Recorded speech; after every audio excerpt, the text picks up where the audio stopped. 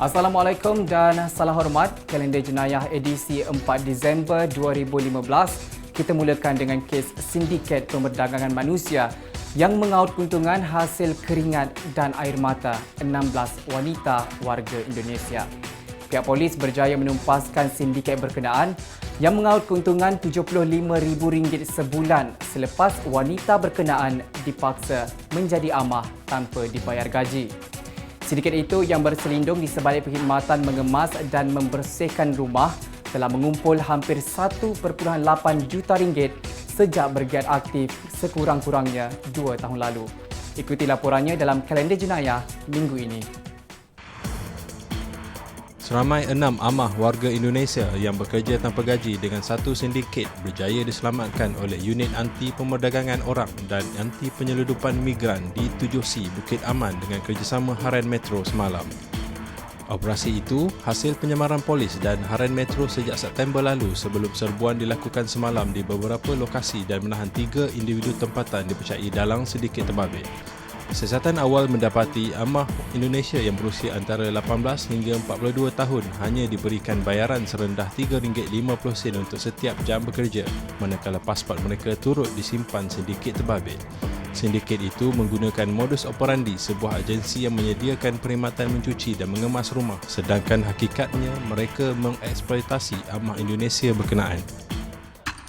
Menurut penolong pengarah di 7C Bukit Aman, Asisten Komisioner Mazli Minhad berkata semua bayaran itu dikaut oleh sindiket terbabit dan ia didalangi individu tempatan. Beliau berkata 6 amah warga Indonesia yang diselamatkan itu dipercayai mangsa eksploitasi sindiket terbabit yang menjadikan mereka sebagai buruh paksa. Hasil pengakuan salah seorang amah yang diselamatkan itu mendedahkan bahawa mereka terpaksa bekerja 12 jam sehari dan hasil pendapatan dianggarkan mencecah lebih RM2,500 sehari namun tidak pernah menerima hasil titik peluh mereka.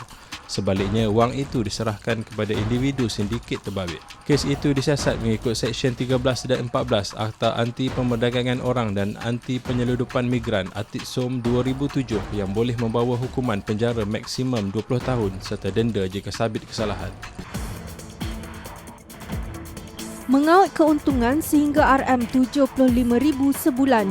Itu kegiatan sindiket pemerdagangan manusia yang ditumpaskan polis ke atas 16 wanita warga Indonesia yang dikerah menjadi amah tanpa dibayar gaji. Siasatan awal polis ke atas 3 suspek yang ditahan mendapati sindiket itu sudah mengumpul RM1.8 juta sejak 2 tahun lalu. Difahamkan setiap hari sindiket terbabit mengaut wang tunai RM2,500 hasil bayaran perkhidmatan mengemas dan membersih rumah dijalankan mangsa. Kegiatan sindiket didalangi wanita itu tumpas hasil kerjasama wartawan Harian Metro dan sepasukan unit anti pemerdagangan orang dan anti penyeludupan migran di 7C Jabatan Siasatan Jenayah Bukit Aman diketuai penolong pengarah di 7C Asisten Komisioner Mazli Minhad. Dalam perkembangan sama, 3 suspek utama berusia 29 hingga 47 tahun itu direman 7 hari sehingga 6 Disember ini bagi membantu siasatan. Gara-gara menasihati kekasihnya untuk berhenti berjudi, seorang wanita cedera di bahagian muka dan badan apabila dia dibelasah menggunakan pengunci steering. Dalam kejadian itu, mangsa berusia 27 tahun bersama suspek berada di dalam sebuah kenderaan sebelum wanita yang tidak tahan dengan tabiat teman lakinya itu cuba menasihatinya. Bagaimanapun, suspek berusia 29 tahun yang berang apabila ditegur terus bertindak mengambil pengunci steering di kerusi bahagian belakang sebelum memukul mangsa sehingga mengakibatkan kecederaan. Susulan laporan yang dibuat, polis berjaya menahan suspek yang memukul wanita itu. Kes disiasat mengikut Seksyen 324 Kanun Keseksaan kerana mencederakan. Penyanyi rock Awi berdepan hukuman penjara atau denda apabila bekas isterinya memohon penyanyi itu memberikan sebab mengapa dia tidak boleh dikenakan hukuman itu atas dakwaan melanggar perintah mahkamah. Ia susulan kebenaran ke atas Rozana bagi mendapatkan tunjuk sebab terhadap artis itu berhubung kegagalannya menyerahkan anak sulung mereka serta tidak membayar kos mahkamah berjumlah RM5,900. Permohonan itu dibuat mengikut Seksyen 229 Akta Tata Cara Mal Mahkamah Syariah (Wilayah-Wilayah Persekutuan 1998). Ia memperuntukkan hukuman penjara maksimum 6 bulan atau denda tidak melebihi RM2,000 jika sabit kesalahan. Mahkamah kemudian menetapkan 11 Januari depan untuk sebutan semula kes. Seorang ibu bertindak kejam apabila menyembelih dua anak lelakinya berusia 3 dan 5 tahun menggunakan dua pisau pemotong sayur dalam kejadian di Taman Wira Indah, Kedah. Dalam insiden 12 tengah hari, wanita berusia 34 tahun itu dipercayai mengalami tekanan perasaan. Malah dia turut mengelar tangan kiri salah seorang anaknya yang berusia 3 tahun serta tangan kirinya sendiri sebelum ditemui dalam keadaan ketakutan. Ketua Jabatan Siasatan Jenayah Kedah, Asisten Komisioner Muhammad Nasir Ria berkata kejadian itu disedari Datuk Mangsa yang pulang ke rumah dari berniaga pada 3 petang. Pihaknya turut menahan wanita itu bagi membantu siasatan. Mayat dua beradik itu dihantar ke Jabatan Forensik Hospital Sultanah Bahiyah Alur-Star untuk bedah siasat. Tindakan seorang pemilik premis yang menggunakan taktik membuka rumah pelacuran di sebuah restoran akhirnya terbongkar apabila dia ditahan dalam Ops Noda. Dalam serbuan yang dijalankan oleh anggota bahagian Kongsi Gelap, Maksiat dan Perjudian D7, Ibu Pejabat Polis Daerah Sedang itu berjaya menahan 17 individu yang terbabit dengan sindiket pelacuran. Ketua Operasi Asisten Superintendent Roslin Muhammad Isa berkata, dia bersama 10 anggota dari D7 berjaya menyerbu premis yang giat menjalankan aktiviti pelacuran sejak sebulan lalu.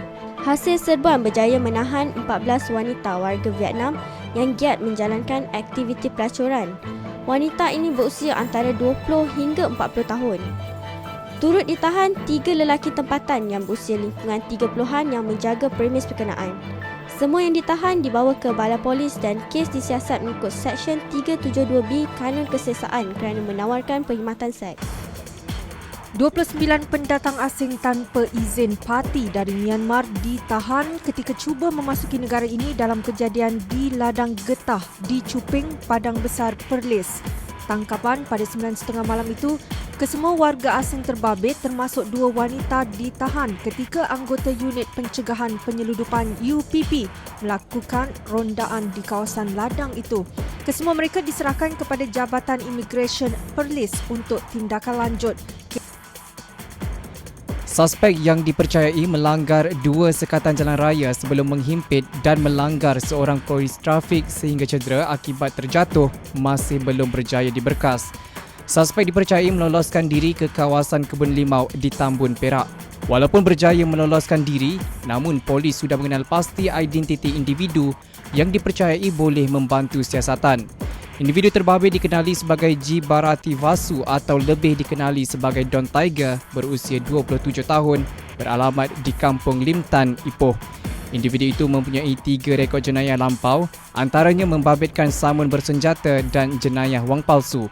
Orang ramai yang mempunyai maklumat diminta menghubungi mana-mana balai polis berhampiran. Mahkamah Rayuan Putrajaya mengekalkan hukuman gantung sampai mati terhadap bekas peguam dan 3 lagi yang didapati bersalah membunuh jutawan kosmetik Datuk Susilawati Lawiyah pada 2010. Panel 3 hakim yang dipengerusikan Datuk Aziah Ali dalam keputusan sebulat suara memutuskan bahawa sabitan dan hukuman terhadap bekas peguam N. Padmanabhan 45 serta T. Tilayalagan 23, Armadan 24 dan R. Katavarayan 35 adalah selamat dan betul. Pada 25 Mei 2013, Mahkamah Tinggi Shah Alam menjatuhi hukuman mati terhadap keempat-empat tertuduh. Mereka didapati bersalah membunuh Susilawati 47 dan 3 yang lain iaitu pegawai bank Nur Hisham Muhammad 38, Ahmad Kamil Abdul Karim 32 dan pemandu Susilawati Kamarudin Syamsuddin 44. Keempat-empat mereka didakwa melakukan kesalahan itu di Lot 2001 Jalan Tanjung Layang, Tanjung Sepat di Banting, Selangor antara 8.30 malam dan 9.45 malam pada 30 Ogos 2010. Sekian dulu kalender jenayah edisi 4 Disember 2015. Terus ikuti laman web Harian Metro dan saluran YouTube di hmetro.com.my serta platform laman sosial harian Metro termasuk HM News Channel dan HM Mobile untuk mendapatkan berita-berita menarik sepanjang minggu ini. Semuanya di hujung jari anda. Sekian saja untuk minggu ini. Salam hormat dan jumpa lagi minggu hadapan.